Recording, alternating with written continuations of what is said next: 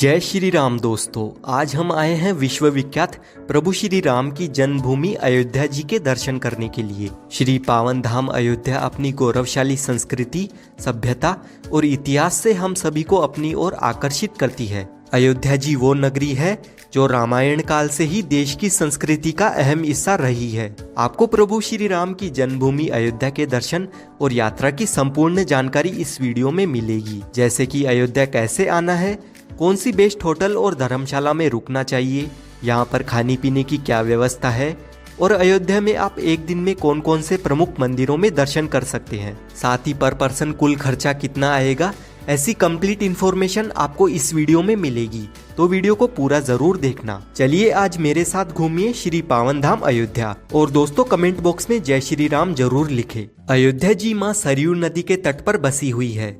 सरयू नदी का उल्लेख प्राचीन महाकाव्य रामायण में मिलता है। ये इतनी पवित्र मानी जाती है कि मानो इस पवित्र नदी में स्नान करने से जाने अनजाने में हुए पाप धुल जाते हैं। अयोध्या की भूमि को उपजाऊ बनाने और भगवान श्री राम के जन्म का साक्षी बनने में सरयू नदी का योगदान रहा है। जो भी श्रद्धालु अयोध्या में आते हैं वो यहाँ पर सबसे पहले स्नान करते हैं, बाद में मंदिरों के दर्शन के लिए जाते हैं। माँ भगवती सरयू नदी के किनारे 14 प्रमुख घाट है। इनमें गुप्त द्वार घाट, कैकई घाट, कौशल्या घाट, पाप मोचन घाट, लक्ष्मण घाट और जानकी घाट आदि विशेष उल्लेखनीय है। यहाँ पर आप एक दिन में पूरी अयोध्या को बहुत ही अच्छे तरीके से घूम सकते हैं। तो सबसे पहले अभी हम आ गए हैं राम की पैड़ी पर। राम की पैड़ी वही स्थान है जहाँ पर दीपावली में भव्य दीपोत्सव मनाया जाता है। यहाँ की दिव्यता और भव्यता देखकर आप दंग रह जाएंगे। राम की पैड़ी को बहुत ही खूबसूरती से बनाया और बसाया गया है। पास में ही बहुत ही प्यारा सा गार्डन भी बनाया गया है। यहाँ पर आप आराम से बैठकर कुछ पल सुकून के व्यतीत कर सकते हैं। यहाँ पर घूमने में आपको बहुत ही ज्यादा शांति मिलेगी,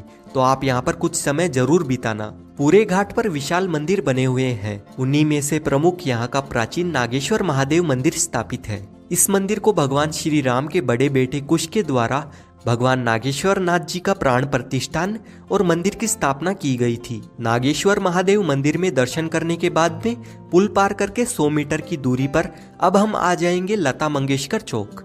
यहाँ पर ये 40 फीट की विशाल वीणा स्थापित है और ये अयोध्या का मुख्य चौक है। यहाँ से अब हम जाएंगे 1 किलोमीटर की दूरी पर स्थित हनुमानगढ़ी पर और यहीं से आपको ई रिक्शा मिल जाएगा। 10 रुपए का किराया देकर हम आ जाएंगे अयोध्या के चौकीदार हनुमान जी के दर्शन करने के लिए। हनुमान जी को अयोध्या का चौकीदार और रक्षक माना जाता है। यहाँ की ऐसी मान्यता है कि राम जी के दर्शन करने से पहले हनुमानगढ़ी में हनुमान जी के दर्शन करना चाहिए। हनुमानगढ़ी को अयोध्या का प्रवेश द्वार भी कहा जाता है और यहाँ के आसपास में ही सभी मुख्य स्थल बने हुए हैं। यहाँ पर बहुत सारी प्रसाद और फूल मालाओं की दुकानें बनी हुई है। यहाँ से प्रसाद और फूल माला लेने के बाद में 76 सीढ़ियों को चढ़कर आप हनुमान जी के अलौकिक दर्शन प्राप्त कर सकते हैं। जब प्रभु श्री राम जी ने अपनी जीवन लीला का समापन किया और वैकुंठ लोक की ओर जा रहे थे, तब राम जी हनुमान जी को अयोध्या रामकोट की रक्षा के लिए आदेश देकर गए थे और तब से लेकर आज तक हनुमान जी यहाँ पर बैठकर पूरे अयोध्या की देखभाल कर रहे हैं और इसीलिए हनुमानगढ़ी ऊंचे टीले पर स्थित है और ये टीला एक किले जैसा दिखता है। मंदिर में हनुमान जी माता अंजनी की गोद में बैठे हुए हैं। ऐसा कहा जाता है कि लंका दहन और रावण पर विजय प्राप्त करने के बाद में जब भगवान श्री राम अयोध्या वापस आए थे, तब से हनुमान जी इसी स्थान पर विराजमान है। इसीलिए इस स्थान को हनुमानगढ़ी और हनुमान कोट कहते हैं। इस मंदिर की सभी दीवारों पर हनुमान चालीसा और चौपाइयाँ लिखी हुई है। साथ ही हनुमानगढ़ी के बिल्कुल सामने रामकोट मंदिर बना हुआ है। कहते हैं कि किसी समय में ये अयोध्या का सबसे ऊंचा मंदिर गिना जाता था। रामकोट यानी कि किला, राम जी का किला। ये मंदिर राजद्वार मंदिर है। रामायण और रामचरितमानस में राजद्वार का जिक्र सैकड़ों बार आता है और यहीं से रामकोट क्षेत्र की शुरुआत होती है। यहाँ से 100 मीटर की दूरी पर दशरथ महल बना हुआ है और वहीं से 150 मीटर की दूरी पर कनक भवन, माता सीता और राम जी का महल स्थित है और कनक भवन से 250 मीटर की दूरी पर राम जन्म भूमि स्थित है। यहाँ पर दर्शन करने के बाद में अब हम लोग आ जाएंगे दशरथ महल में दर्शन करने के लिए। जब आप श्री राम जन्मभूमि के दर्शन करने जाएंगे तो आधे रास्ते में ही हनुमानगढ़ी से 200 मीटर की दूरी पर दशरथ महल बना हुआ है। हनुमानगढ़ी से ये जो रास्ता आपको सामने की ओर नजर आ रहा है ना, बस इसी रास्ते में आपको सामने ही दशरथ महल का मुख्य द्वार दिखाई देगा। महल के अंदर प्रवेश करने के बाद में यहाँ पर आपको भव्य महल बना हुआ दिखेगा। यहाँ की ऐसी मान्यता है कि राजा दशरथ ने इस महल की स्थापना त्रेता युग में की थी। महल के अंदर बहुत ही प्यारा सा मंदिर बना हुआ है। यहाँ पर प्रभु श्री राम सहित पूरा परिवार विराजमान है। यहाँ पर हमें पिताजी दशरथ के साथ में चारों भाई और तीनों माताएं संग राम जी के पूरे परिवार के साथ में दर्शन होते हैं और इस मंदिर की शैली आपको बहुत ही ज्यादा मनभावन लगेगी।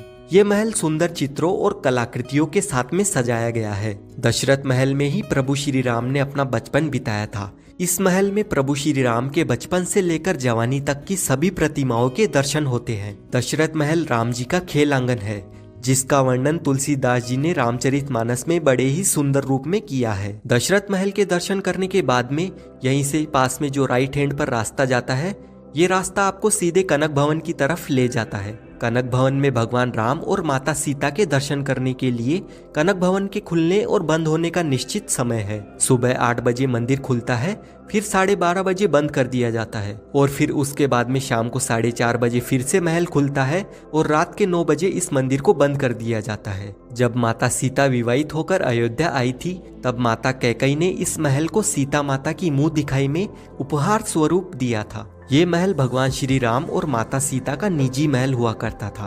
कनक भवन अपनी सुंदरता और भव्यता के लिए बहुत ही ज्यादा प्रसिद्ध है। कुछ सीढ़ियां चढ़ने के बाद में आप महल के अंदर प्रवेश कर सकते हैं। महल में प्रवेश करने के बाद में आप विशाल प्रांगण में आ जाएंगे। सामने ही माता सीता और भगवान श्री राम का मंदिर स्थापित है और ये बहुत ही प्यारा मंदिर बना हुआ है। आप इस महल के प्रांगण में जरूर बैठे। यहाँ पर गीत और संगीत का आयोजन भी होता है, जिसका अनुभव बहुत ही ज्यादा खास रहता है। आपको यहाँ पर बैठ के बहुत ही ज्यादा सुकून और शांति मिलेगी। तो आप कनक भवन में दर्शन करने जरूर आइए। कनक भवन में दर्शन करने के बाद में अब हम लोग चलेंगे राम जन्मभूमि मंदिर में प्रभु श्री राम जी के दर्शन करने के लिए। राम जन्मभूमि मंदिर के खुलने और बंद होने का एक निश्चित समय है। सुबह 7 बजे मंदिर खुलता है, फिर 11:30 बजे बंद कर दिया जाता है और उसके बाद में दोपहर 2 बजे फिर से मंदिर खोला जाता है और शाम को 7 बजे बंद कर दिया जाता है। पूरी दुनिया इस मंदिर के इतिहास को जानती है, कैसे मुगल शासकों के द्वारा इस मंदिर को नष्ट किया गया था। 1528 में इस मंदिर को तोड़कर उसी मलबे से मंदिर के ऊपर बाबरी मस्जिद को बना दिया गया था। उसके बाद कई राजाओं और वीरों ने राम जन्मभूमि पर अपना अधिकार पाने के लिए कई लड़ाइयों का सामना किया और आज भी कार सेवकपुरम में राम मंदिर कार्यशाला में राम मंदिर का वो ढांचा रखा हुआ है, जिसे सच करने के लिए कई कार सेवकों ने अपना बलिदान देकर अंत में लंबे विवाद और सैकड़ों वर्षों के इंतजार के बाद में माननीय सुप्रीम कोर्ट की 5 जजों की बेंच ने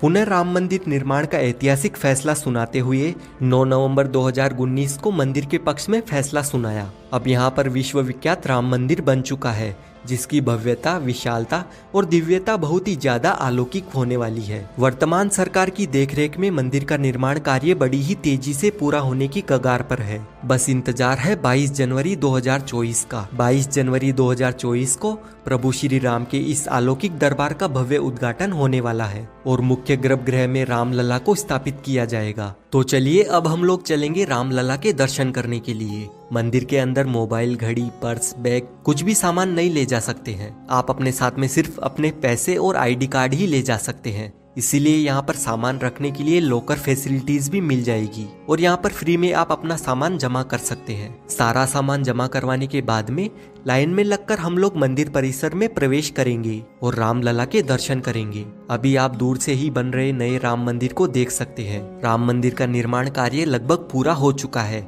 और पूरी अयोध्या नगरी का सौंदर्यीकरण किया जा रहा है। आने वाले समय में अयोध्या नगरी स्वर्ग जैसी बन जाएगी। यहाँ पर बहुत ही जोरों शोरों से विकास कार्य हो रहे हैं और एकदम नए तरीके से अयोध्या नगरी को बसाया जा रहा है। दोस्तों अब हम लोग जान लेते हैं अयोध्या पहुँचे कैसे। तो यहाँ तक आने के लिए सबसे बेस्ट और कन्वीनियंट ऑप्शन रहता है ट्रेन का। अयोध्या में 2 रेलवे स्टेशन बने हुए हैं। पहला अयोध्या जंक्शन और दूसरा है अयोध्या कैंट। देश के हर प्रमुख स्टेशन से आपको यहाँ तक डायरेक्ट ट्रेन मिल जाएगी। अयोध्या जंक्शन से श्री राम जन्मभूमि मंदिर की दूरी लगभग 1 किलोमीटर है वहीं राम की पैड़ी सरयू घाट की दूरी लगभग 3 किलोमीटर है और आप ई रिक्शा के माध्यम से 20 रुपए का किराया देकर आराम से पहुंच जाएंगे। वहीं बात करें अयोध्या कैंट रेलवे स्टेशन की, तो यहाँ से राम की पैड़ी की दूरी लगभग 11 किलोमीटर है। आप ई रिक्शा के माध्यम से 50 रुपए का किराया देकर सरयू घाट तक आ सकते हैं। वहीं आप अगर फ्लाइट के माध्यम से अयोध्या आना चाहते हैं तो अयोध्या में भव्य महर्षि वाल्मीकि इंटरनेशनल एयरपोर्ट बन चुका है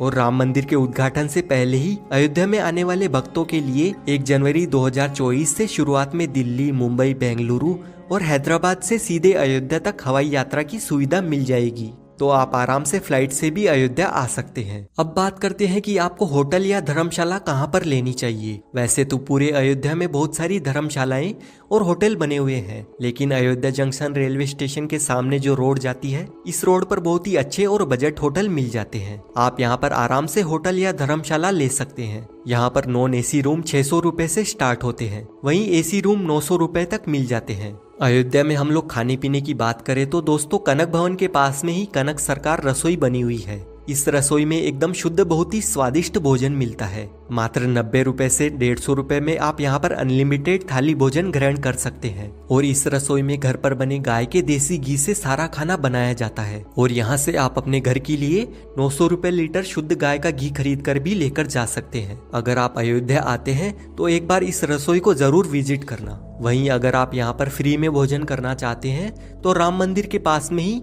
अमावा राम मंदिर बना हुआ है।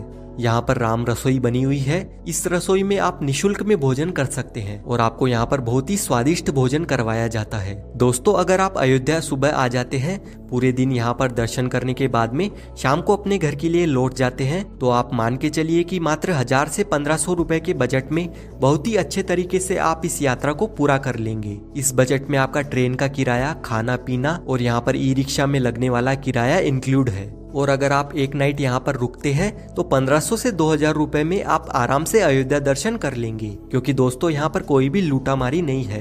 आप कम बजट में इस यात्रा को पूरा कर लेंगे।